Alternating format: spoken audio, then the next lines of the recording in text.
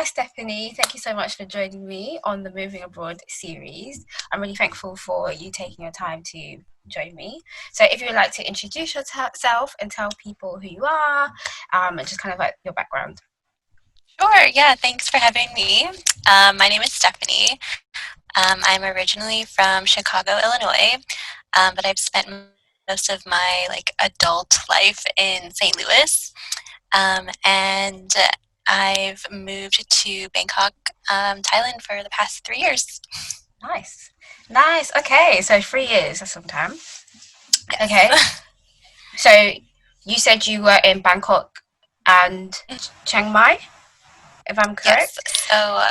Mhm, So, how long were you in yes. each city or area? So I was in Chiang Mai, not in the city, but 3 hours north of the city, in a really small town called Phang. And I was there for 1 year. And then after that, I spent 2 years in the suburbs of Bangkok. Nice, nice, nice. Oh, that's nice. 3 years is a good amount of time to really get soaked into like a country and its culture and kind Yeah. of get used to the place. That's really nice. hmm So can you tell us what you were doing there? So what were you doing in Thailand? Yeah, so I was teaching English for 3 years. It was the first country that I've ever taught anywhere. So I first,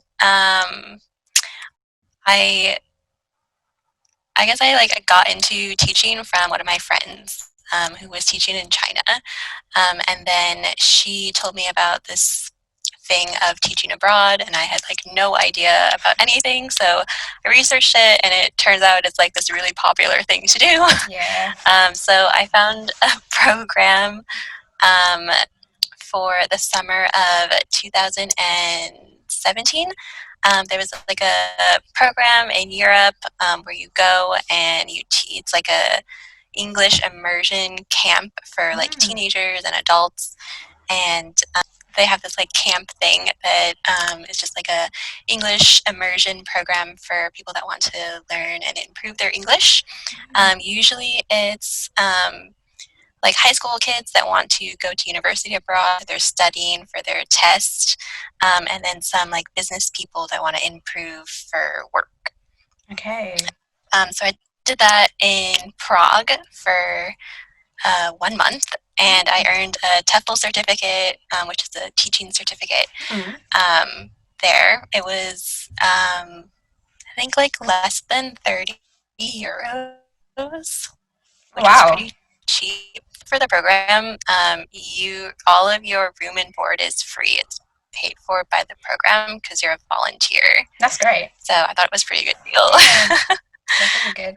Yeah, so I did that, and then I was talking to like other teachers and other like native speakers on like what they did, how they got started in it. So I made some connections through there. Um, when I went to Prague, I thought that I was going to stay there, like, because I really liked the city and I wanted to make it my goal to stay there. But after I was there, I realized that, like, this might be a little difficult to Mm. do that with all of the visa paperwork and everything. Okay. So, yeah, and then so I applied to another program um, through kind of like the same agency that I used to go to Prague.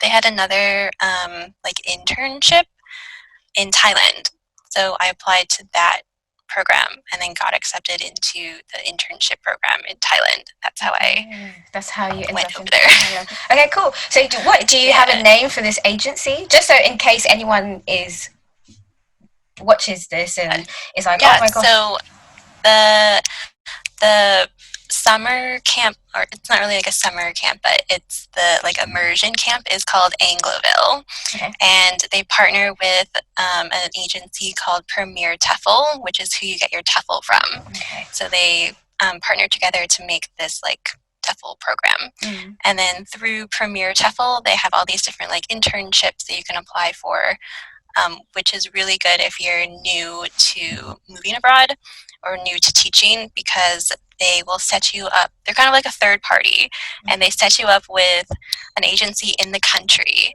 And they do that agency in the country does all of the paperwork for you. So it's really like a stress-free, hassle-free type of Okay. way to like move That's abroad. great. Yeah, no, that is really really good because I feel like people want to move abroad, but it's kind of like how do I do it? So having kind of like that help is really good. So I guess you kind of answered it, but you mentioned that there were multiple different types of like places you could have gone to through this agency. Mm-hmm. So why Thailand in particular after Prague? Um, well, I had a friend who is in Thailand that I met while I was in high school. There were two students who were foreign exchange students at my high school. So I got in touch with them again, and just so I had like someone that I kind of knew in the country. So I got to meet them again. It was like 10 years since we last saw each other. Wow. But yeah, so I just had like someone like in the country that I kind of like knew and could like call and like communicate with. That is really really helpful. Oh, okay. Oh, nice. So, okay, so you mentioned you taught English abroad. So, Yeah. what is kind of like your education background before? So, did you have a degree in teaching or a different degree? Then you went on to do a TEFL. Yeah, so I graduated university with a degree in business marketing, so Same. completely different from from teaching. And then after college, like um, I had a job working for a car rental company, and I did a bunch of like sales jobs, and along the way, it was like networking and like trying to like meet people and like get into a business like that I could grow from, but that never really happened. So I actually just spent 4 years in a restaurant working as a waitress, and then like moving up in a restaurant, and just kind of got like stuck, and I couldn't Okay. really like escape the restaurant life, I guess. I So get it. I knew that I needed to make like a change, and so through the friend that I was going to China, she also worked in the restaurant with me, so that's how I know her. Okay. But then she told me that she was like going to go to China, and I was like, "Why are you going to China? Like, what?" What are you So doing there? yeah, so that's how I So yeah that's how you came across the opportunity of teaching English yeah abroad. yeah. Nice, Mm-hmm. nice. And I think it's good to show people that um, for teaching English abroad, you don't necessarily have to have a teaching background. No, Yeah, no. a lot of people who teach abroad have so many different backgrounds. So yeah, Mm-hmm. that's really good to hear. Okay, so let's talk about Thailand. So what was the transport system like in? I guess I guess you have two different experiences, so you could probably talk about both. But what was the transport system there like? How did you get around? How did you find moving around? Yeah. So in Chiang Mai, there's these like red kind of pickup truck things that you like sit on. There's like a bench in the back, and it's like set up with like a two benches on the side, and then they're kind of like a taxi type thing.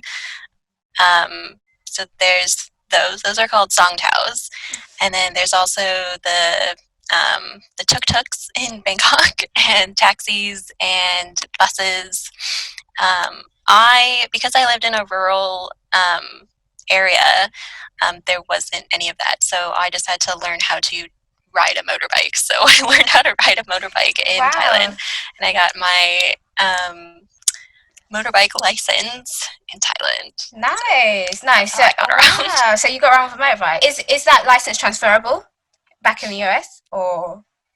I don't think so because it's in Thai. I Oh, think okay. if it was in English, it might be, Maybe, it yeah. might be, yeah.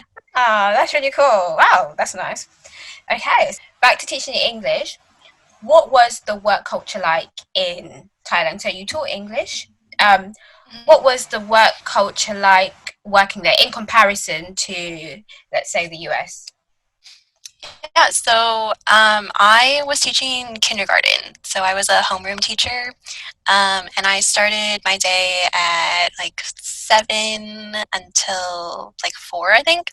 And like the parents really want their kids to do very well in school, and they like want to know everything that they're doing. And um, how they can improve their child's English, and they want to like help them as much as possible.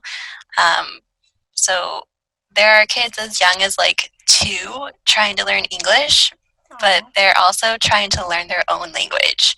So I think it just Um, makes it really difficult for them to like communicate in 2 languages right from the very beginning without them knowing their own language first. mm, So some kids like can really speak English, but like when it comes to their own language, they can't like write, right. or they can't like Aw. really like Aw. communicate as Yeah. well in their own language. When you taught, did you have complete control of your lessons? Like whatever you do is your choice. You do all the lesson planning. They just gave it to you like this is your class. Do whatever you want, or was how do I explain it? Was it micromanaged or in any way, kind of like seeing what you're doing, Yeah, kind of giving it to you? yeah. It was a mixture of both. So there was a set curriculum that they had. These kids are like 4 years old, and they have textbooks, and they have to like write, and like it's very like intense. Like I was not doing anything like that when I was 4 years old. Okay. But so they have like for English, they have 4 books, and then there's also a Thai teacher in the room. So I teach subjects in English, and then she also has Thai that she teaches in the Thai language. Hmm. So my classroom was 50-50 English and Thai. But there's different programs in the school that I was in where it can be it's like 75% English and 25% Thai, or like Okay. 25% English and then 75% Thai. And obviously those have like different like pricing Points. Yeah. for parents. Yeah. Hmm. So with the curriculum and the lesson plans, I had to make my own lesson plans, but I can choose how I want to teach like food. Like if the lesson Yeah. was about food, then I'll just use the vocabulary from the book, and then I can teach it however that I want. Too. Okay, that makes sense. And from what I'm hearing, you were teaching in like a private academy kind of school and not in a public school. Is that correct? So, Yeah, it's like a private bilingual school. okay, cool. Okay, nice. Mm-hmm. That's really interesting. So, what was a typical work day like? So you mentioned that you started at 7. Mm-hmm. What was a typical? I know days are different every day, but what would be a typical day? Yeah, so I start at 7, and then at about like 8 o'clock. So the students are coming in at 7. They get dropped off from or by their parents or from the school bus or whatever, and then they all come to their room. They take out their like books, and we sort everything, and they have like playtime before we all go outside, and they have this like national anthem thing and like morning announcements and all that stuff. So after that, we come back and we start our first lessons at 8:20. Okay. And then since it's kindergarten, we just teach in the morning until about like 11 o'clock. And then they go have lunch, and then it's nap time, and then snack time, and then they go home. So Aww. I teach like English, math, phonics, art, science, and Wow. they also have like but that's a different English teacher. But yeah, so I teach a lot of different subjects every day. Wow, that's really. So, what time would the school day end normally? For kindergarten, this it ends at 2 o'clock, so the students can start leaving at 2, 2. but I stay until 4. Okay. And in so kindergarten, you were teaching in Bangkok, Yes. and then in Chiang Mai, was it also kindergarten as well? Yeah, so in Chiang Mai, I was just a subject teacher, so I didn't Okay. have my own classroom, and I would move around to different classrooms. But I was kindergarten all the way up until level 5, grade 5, from Okay. K5. Okay. Okay. And Yeah. which do you prefer, younger students or a bit older?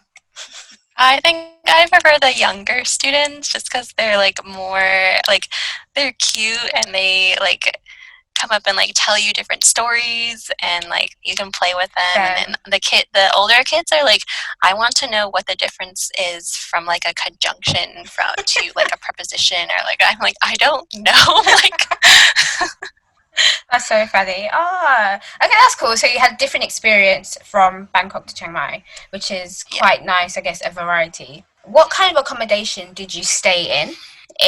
I guess, you stayed in two different places, so in Bangkok and in Chiang Mai. Okay, so in Chiang Mai, it was very Thai style living, which is like very minimal. It's just like a room, just a square room with a bed and maybe a dresser, and you might have a TV in there. And then, so like there's the square here. I can draw you a picture actually. Okay. We'll just take out this whiteboard here. Do you use this for teaching online? This is, yeah, so Yes. this is like, okay, so we have a square. This is more like a rectangle, but that's okay. Okay, so we have the square. And then there'll be like a door here. We'll do this door. And then outside will be like the sink. So there'll be like a little like attachment Okay. here, and then there'll be like another door here. Okay, and then this will be like the toilet and the shower, and then your sink. There'll be like a sink out here, and then this will be just like a window. So it'll be like a kind of like a jail cell, I want to say, because it has like bars on there, but it's to hang your laundry. So like you can hang like a string, and then you'll hang your laundry outside here. Okay. And then yeah, but so is that part actually outside? It's actually physically, it's kind of like a balcony type okay. thing. So there's like, it's outside of your room, Main and then like in your room will be like your room, but there won't be like a kitchen or anything. It'll just be a square with like nothing in it. And so that's like a very basic like living, like Thai living situation. That's and then interesting. yeah, so this will be like an apartment building, and then there'll be like a bunch of like rooms like this, and then there'll be like a laundry machine like downstairs or somewhere. And then there also might be like internet, or like other like communal places that you can go to. And then in Bangkok, it was more modern. I mean, there were those, you could choose to live in one of those if you wanted to, and it was much cheaper. But I had enough of that for 1 year, so I chose to live in the more modern apartment building. So it was like something that you would see like in your home, like where you live now. Okay. So Okay. that one was like completely furnished. There was a sink, kitchen, refrigerator, like tables, like bed, dresser, TV. Like nothing was outside. It was all like inside. Inside. Like okay. Yeah, like normal. That's interesting. And in Chiang Mai, was the bathroom like a wet room, or was it was it like a actual shower cubicle, or was it like a wet room? No, it's just like if there was like a shower here, you know, like the handle thing, yeah. and then the toilet next to it, and then so I guess kind of like a wet room. Yeah, sort of. yeah. Like and then so you would shower next to your toilet. Yeah, okay. For some people that might like be weird, but yeah, it's actually really like convenient. Yeah, it is. Okay, it's the same. Like when I lived in South Korea, I had like a wet room basically. Yeah. Okay. Okay, that's really interesting. Different types of accommodation. How did you find your accommodation? Did you find it yourself, or was that provided for you by your schools? So the school in Chiang Mai, they actually paid for that housing situation for me. So that was like included in my like contract. But then when I moved to Bangkok, I found my own apartment through the school. So the school in Bangkok had like a person in charge of all of the foreign teachers, and that was her job to like take care of us. Oh, that's really nice. So she has a lot of connections in the community, and she like helped all of us find like housing and Hmm. like if we needed a motorbike to rent, she would like take care of all that stuff for us. That's really nice. Okay, that's really nice. Um, so is it common? Oh, you may not know this. But is it common for schools to provide accommodation, or is it? Would you normally have to find it by yourself, or your school can help you, if that makes sense? So in Chiang Mai, it was part of your contract, but is Hmm. that normal, or was that just a special? In Thailand, I don't think it's normal, but I Okay, think like in other countries, like in China, it probably would be more normal. yeah, But I think it's common for the school to have someone to help you with some stuff if you need it, okay. especially if it's in a different language that you don't understand, and like the landlord might be like, I don't want to rent to this foreign person, so you have like a local person to help you like Yeah. negotiate some things. Okay, that's really helpful. That's really reassuring because I guess accommodation is a another huge thing. Like, okay, I'm going Mm-hmm. to teach abroad. Where am I going to live? Is the school going to help me, etc. So that's really useful. So let's talk money in terms of accommodation because I feel like this is also a big one, right? So, Yeah. um, on average, how much was my monthly rent? Obviously, you had two different